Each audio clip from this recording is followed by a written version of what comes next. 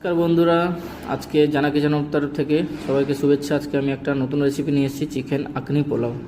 খেতে খুবই সুস্বাদু। প্রথমে চিকেন নিয়ে নেব, জল দেব, আদা দেব, পেঁয়াজ দেব আর গরম মশলা দেব, মানে স্টার দেব, লবঙ্গ দেব, ডালচিনি দেব, ব্ল্যাক পেপার দেব, সৌঁফ দেব, দিয়ে চিকেনটাকে 70% সিদ্ধ করে নেব।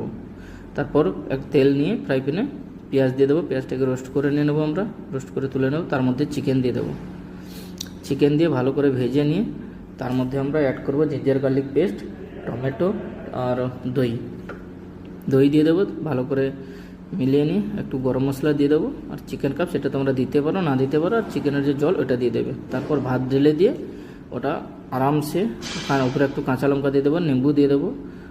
তারপরে নাড়িয়ে নিয়ে 10 থেকে 15 মিনিটের জন্য ঢাকনা দিয়ে ভালো করে লো ফ্লেমে পাকাবো আমরা।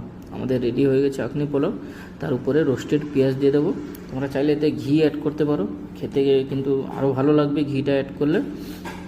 উপরে ঘিটা দিয়ে দেবে।